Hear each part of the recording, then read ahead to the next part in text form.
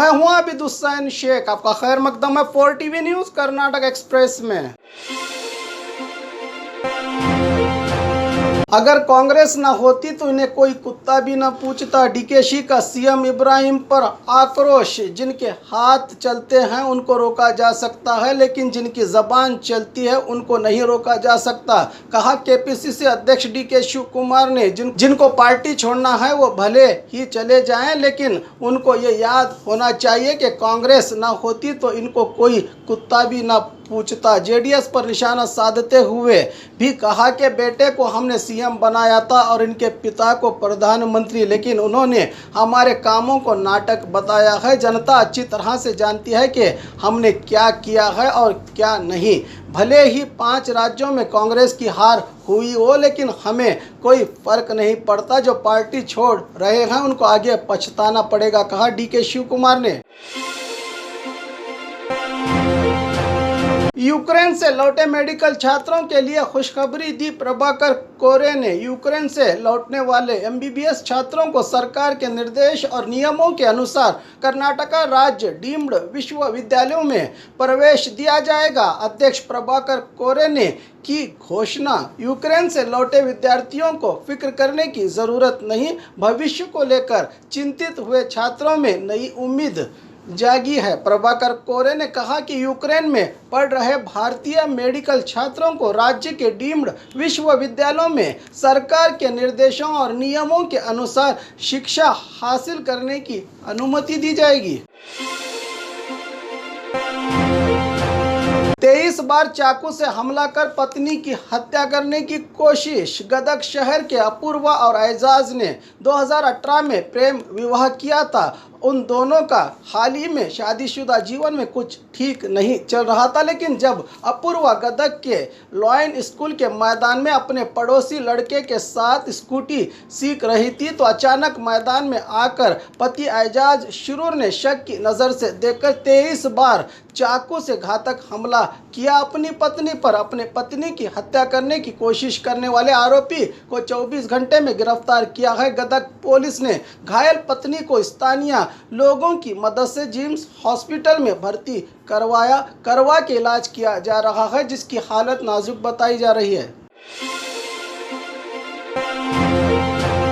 आपस में झगड़कर सुलह करने वाले युवक की ले ली जान, आरोपी गिरफ्तार। कलबुर्गी में 2017 जून 23 के दिन राजू नामी व्यक्ति ने अनजान कार चालक के साथ बेवजह झगड़ा किया था। इसी मौके पर पहुंचे मरियप्पा नामी व्यक्ति ने इनकी सुलह करवाने की कोशिश की, जिससे नाराज राजू ने मरियप्पा पर ही वायर से हमला किया, जिसकी मार से मरियप्पा की स्थिति गंभीर हो गई और हॉस्पिटल पहुंचने के दौरान मरियप्पा की मौत हो गई थी। जेवर्गी के निवासी राजू नामी आरोपी को पुलिस ने गिरफ्तार किया था, जिस पर कोर्ट ने आज फैसला सुनाते हुए 5 साल की सजा सुनाई है इस कातिल पर।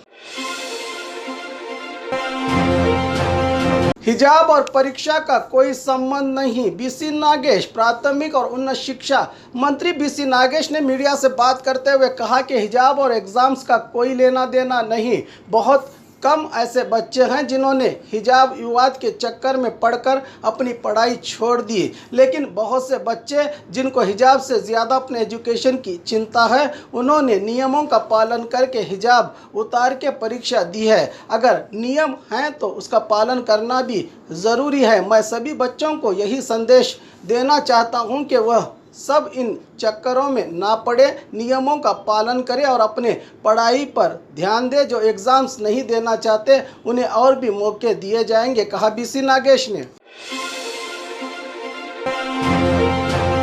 तुमकुरु में रोमांचक कार रेस, हजारों की संख्या में पहुंचे लोग। तुमकुरु के ग्रामीण भाग के जंगलों में आयोजित किए जा रहे कारों और जिप्सी का ये शानदार प्रदर्शन हुआ, जिसको लोगों ने ताली और सीटी बजाकर खिलाड़ियों का हौसला बढ़ाया। तुमकुरु के कर्नाटका मोटर स्पोर्ट्स क्लब के तरफ से ये रेस आयोजित की गई थी। इस कार स्पर्धा में बिग बॉस के जाने माने सेलिब्रिटी केपी अरविंद ने भी इस रोमांचक कार रेस में हिस्सा लिया था, जिसको देखने के लिए हजारों की तादाद में लोग हुए थे इकट्ठा। जायदाद के लिए घर के बड़े बेटे पर हमला, हाथ पर बांधकर किया हमला मंडिया पांडवपुर के रहने वाले महादेव गौड़ा और उसके छोटे बेटे नंजुंडे गौड़ा ने मिलकर अपने बड़े बेटे नागेश पर जानलेवा हमला किया है। जायदाद के मामले पर पारिवारिक मतभेद होने की वजह से परिवार वालों ने ही मिलकर नागेश के हाथ पैर बांधकर उस पर हथियारों से हमला किया है। घटना स्थल पर पहुंची पुलिस ने जांच पड़ताल करके अपराधियों को गिरफ्त में लिया है। घटना की जानकारी नागेश की मां भारती से लेकर गंभीर रूप से घायल नागेश को हॉस्पिटल में भर्ती कर दिया गया है। एसीबी रेड कोर्ट के 2 कर्मचारी गिरफ्तार। कोडगू कोर्ट के कर्मचारियों को रिश्वत लेते हुए रंगे हाथों दबोचा। पुलिस ने कई दिनों से आरोप सुनने में आया था।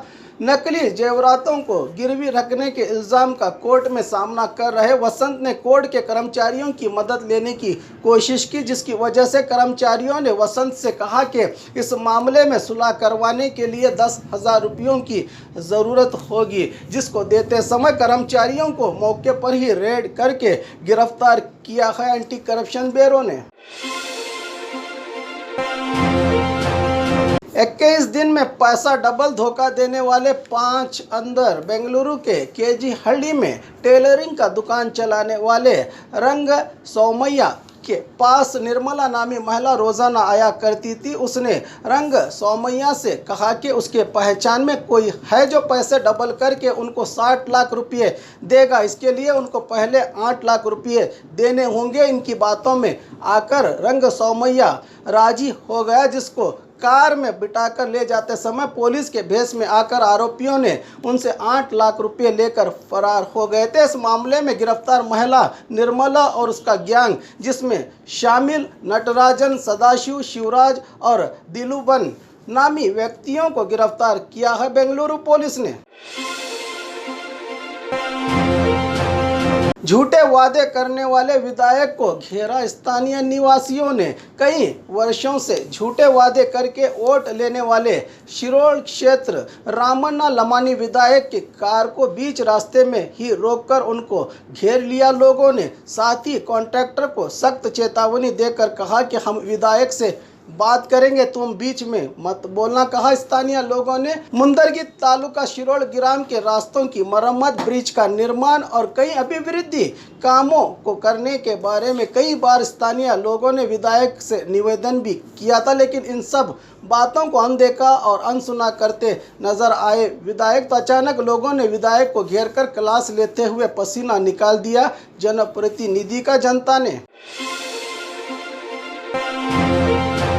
पुनीत राजकुमार को मरणोपरांत डॉक्टरेट से नवाजने का फैसला। प्रोफेसर जी हेमंत कुमार ने की घोषणा। मैसूरू विश्वविद्यालय के क्रॉफर्ड भवन में मीडिया से बात करते हुए प्रोफेसर जी हेमंत ने सैंडलवुड के जाने माने पावर स्टार दिवंगत पुनीत राजकुमार को डॉक्टरेट से नवाजने की घोषणा की है। इस डॉक्टरेट को उनके जन्मदिन के अवसर पर तोहफे के रूप में दिए जाने की बात कही विश्वविद्यालय के वाइस चांसलर ने। साथ ही मार्च 22 के दिन मैसूरू विश्वविद्यालय में होने वाले आयोजन में उनके परिवार वालों साथ ही मार्च 22 के दिन मैसूरू विश्वविद्यालय में आयोजित होने वाले इस प्रोग्राम में राज्यपाल के हाथों इनकी पत्नी को डॉक्टरेट से सम्मानित किया जाएगा।